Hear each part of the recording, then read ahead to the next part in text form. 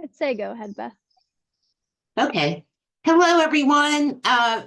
Welcome to our webinar on how important it is to live a charitable life.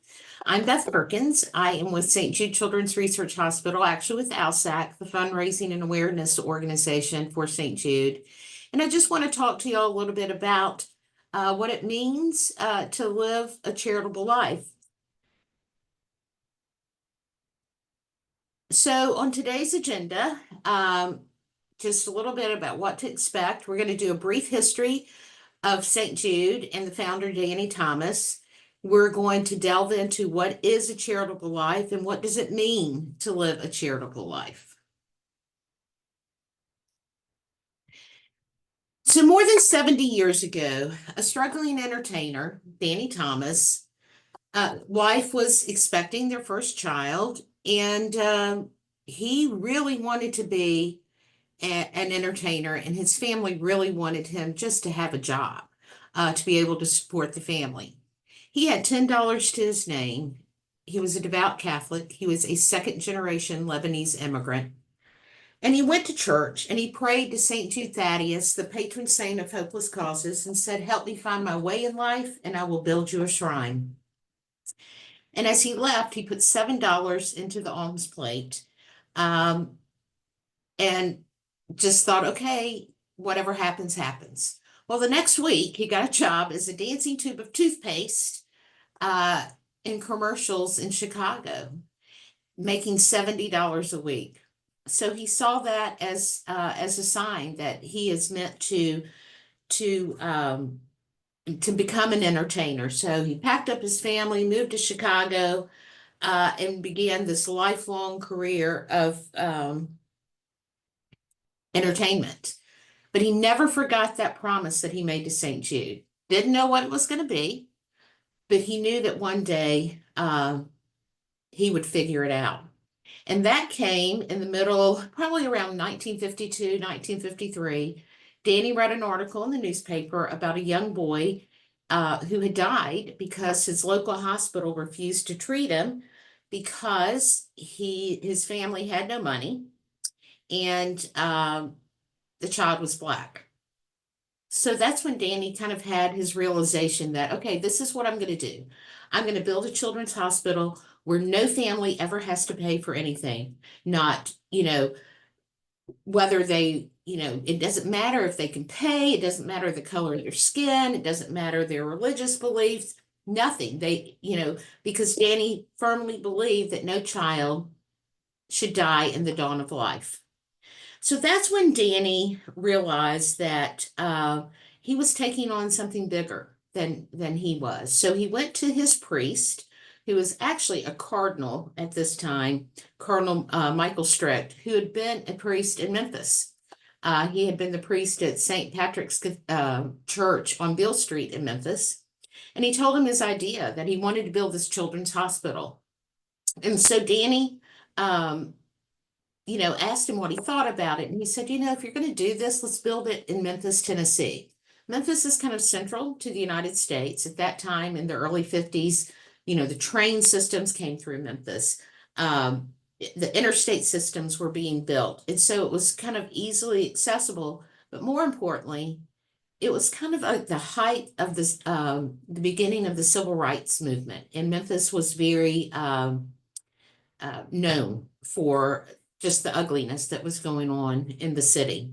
So Danny and Cardinal Strict came to Memphis, met with city leaders, the medical community, and they all said, what we need is a research hospital. We have a wonderful children's hospital, but we need to know what is killing our children. So Danny decided, okay, fine, this is what we're going to do. But then he realized, I've got to figure out how I'm going to fund this. And as I said earlier, Danny was a second generation Lebanese immigrant. And at that point, he started traveling across the country, attending, Cedar clubs, Arab American clubs, Syrian clubs, Lebanese clubs, and said to all of these fellow immigrants, come on this journey with me. let us do this as a thank you to the United States. And so that's when he founded ALSAC, the American Lebanese Syrian Associated Charities. And that's who I work for. And our only focus is fundraising and raising awareness for St. Jude Children's Research Hospital. But how this all plays into living a charitable life and living a life of gratitude can really be summed up in our preamble.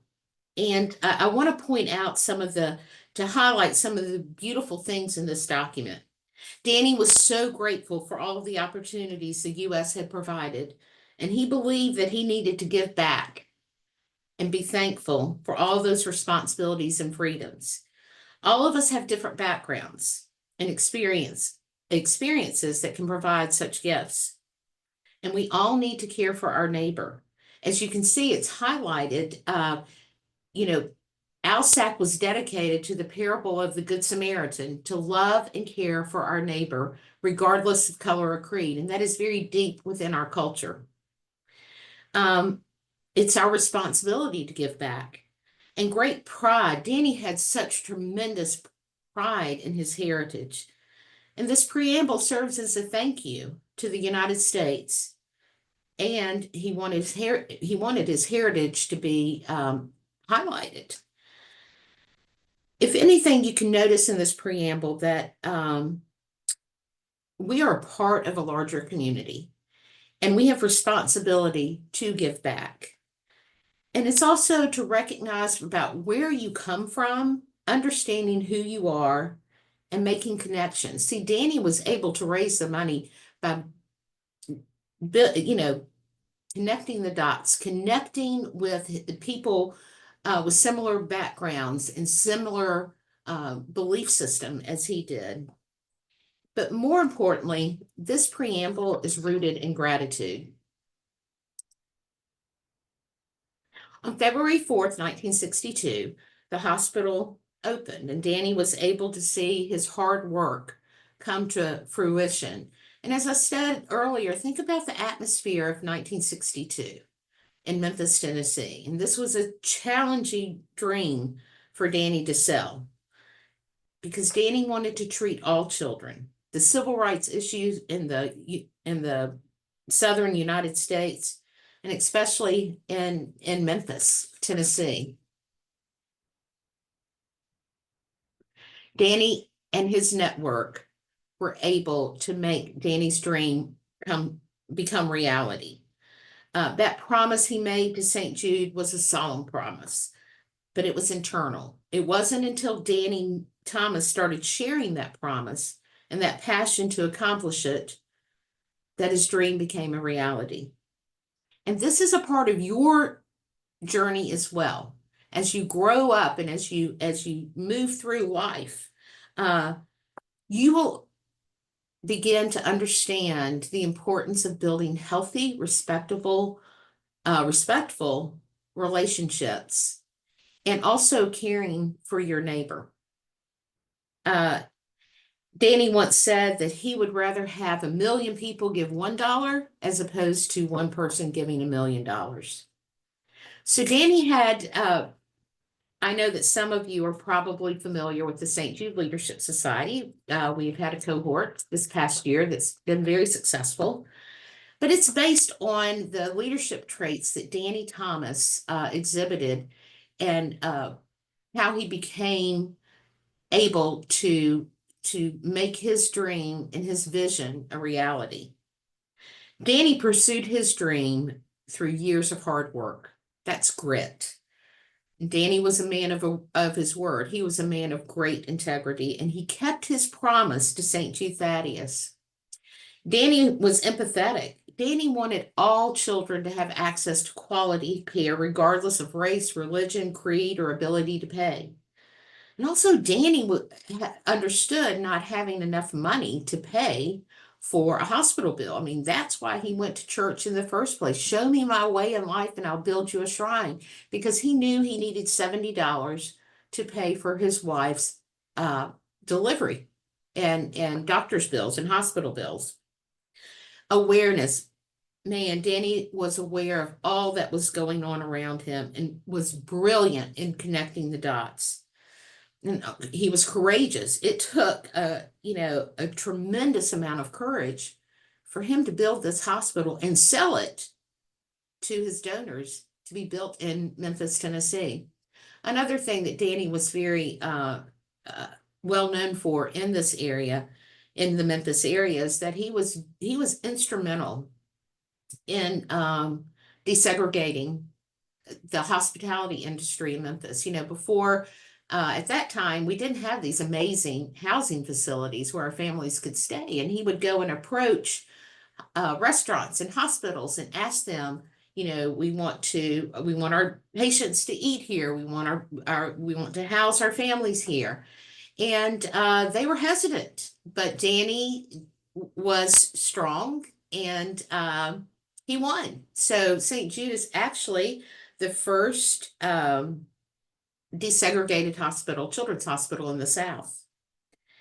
And then gratitude. We said earlier, we are rooted in gratitude, as it was beautifully stated in our preamble. And then finally, Danny was inspirational. He was able to inspire hundreds of people to come on this journey with him. So now I want to take you back to where it all began.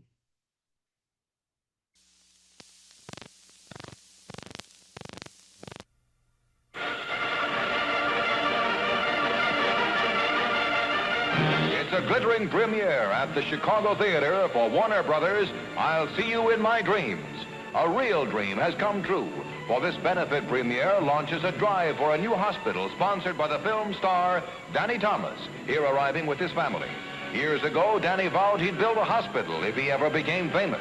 $32,000 are subscribed, the first of $1 million Danny Thomas tells friends he'll raise for the St. Jude's Hospital of his dreams. They said it couldn't be done. They said that it was a task which would break my heart. They said it was impossible. At this very moment, as I speak to you, in the city of Memphis, Tennessee, there is being constructed a hospital in the form of a star. There it is, in concrete, glass, and steel, to offer help to all the children of the world, regardless of race, creed, or economic status. You and I have vowed that we will do everything in our power, spiritually, physically, mentally, and financially, to bring about the defeat of these catastrophic diseases.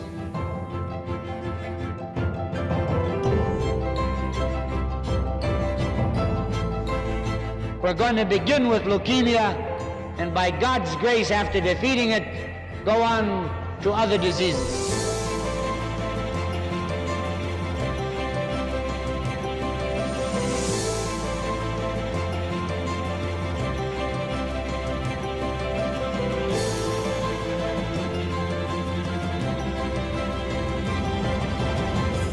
That little tiny building has led the world in advancements in pediatric science and clinical care, and now it's going to rise up. You will bring it to the fore through an organization called ALSAC.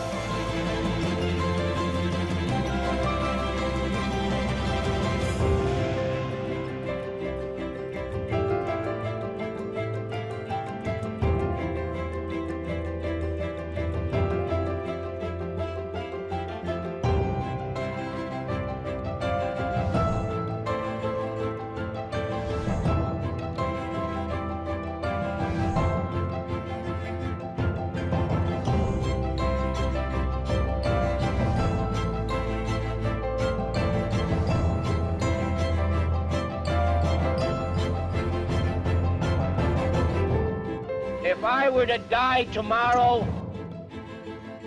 I now know why I was born.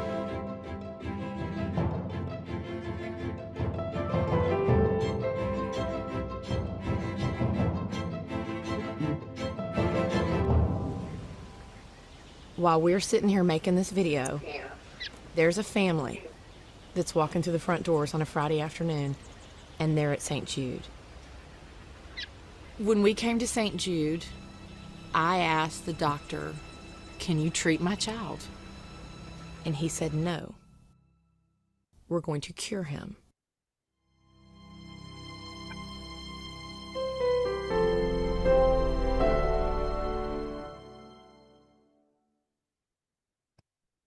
You know, Danny is a perfect example of somebody who lived a charitable life.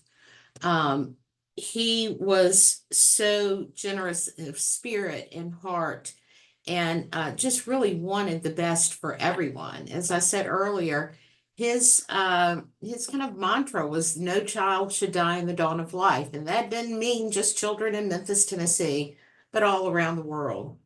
So, okay, so let's talk a little bit about charitable living. What is charitable living? You know, it means making a conscious effort to care about others, give selflessly, and make a positive impact in the world around you. It's just not always about donating money. It's about living with compassion and kindness and generosity in your everyday life. And at its core, living a charitable life means using what you are, who you are, and what you have, big or small, to make life better for someone else. It's a mindset. It is not a lifestyle. When we talk about it being a mindset, true charity comes from compassion. That is just something that's innate, and it's not an obligation. And then also small daily acts of kindness, whether it's opening a door for someone or helping your neighbor who might be elderly. You know, those are as powerful as large donations. And a charitable life also starts with recognizing what's needed around us. I saw on, I think it was on 60 Minutes this past week, or the CBS Evening News. There's a reporter that kind of goes around and does feel-good stories. And one of them was about a young man who had been part of the foster system, and then he was adopted, and he was just angry his whole life. And he started playing sports, and his parents kept saying, you know, just be kind to people. You need to be kind. And he was just so angry. And they were like, well, can you just open a door for somebody? Just do one thing, open a door for somebody. Well, that one door opening for somebody led to this amazing transformation in him. He has now gone on to play college football. And it was just wonderful to see how it has become such a part of his life now to be kind to people and do for others. You know, and again, charity isn't all about money. It includes giving your time and your skills. Volunteering and mentoring are vital expressions of generosity. And everyone can give something regardless of your wealth. Another benefit of living a charitable life is that it truly has a ripple effect. Charitable acts inspire others and help create this kind of chain reaction of goodness. Communities grow stronger when people help one another. And even unseen acts of charity can have a long-term effect. You should always give with humility. Genuine charity is given without expecting praise or reward. And always also avoid performative charity. Focus on sincere care for other people. Charitable living is a way of life, truly. It's not a one-time act. It is a daily commitment to helping others where you can. Build habits of empathy. Check in on your friends. Support local causes and stay informed. Hold the door open. Pick up trash. Thank your teachers. Small things make a big impact. And also get involved with causes that you care about, whether it's the environment, mental health, animal rescue, pediatric cancer, poverty, Find your passion. Join a club, start a campaign, or volunteer. Your voice matters. You're never too young to make a difference. Some of the most powerful movements were started by teens. I think back and look at the Parkland shooting, how that has just taken on a life of its own and a life of good because of those strong students. Don't wait for adulthood to be charitable. Your ideas and actions matter now. And encourage others to get involved by showing how fulfilling it is. Living charitably fosters like gratitude and purpose and inner peace. I know that, imagine when you're doing something nice for somebody, remember how good it feels inside to be kind and to do, acts of kindness. And giving often brings much more joy to others than it might to you. And then charitable living strengthens your connection to humanity and reminds you that you can make a difference. Here are ways to live a charitable life. Help others without expecting anything in return. Give your time, skills, or attention to causes and people in need. Treat everyone with dignity and respect, especially those who are struggling. Being aware of problems in your community and choosing to be a part of the solution. And also living with empathy, understanding what others are going through and choosing to care. And finally, Danny Thomas had this great saying, there are two kinds of people, the givers and the takers. The takers may sometimes eat better, but the givers always sleep better. So I hope that you have enjoyed this presentation. If you have any questions, Sydney knows how to reach out to me, and I'm happy to help you at all, in any way I can. I will share with you about internship opportunities that we might have. All of our internships with ALSAC in our fundraising offices and at our National Executive Office, as well as the hospital, are for college students. But you can always check for the ALSAC internships. You can go to www.stjude.org/careers ALSAC. Or for the hospital, the clinical internships, you can go to stjude.org/careers. So I look forward, again, thank you for joining us. I look forward to seeing you all at Scholars Weekend in Baltimore at Hopkins in August. And please reach out if you have any other questions. Thank you.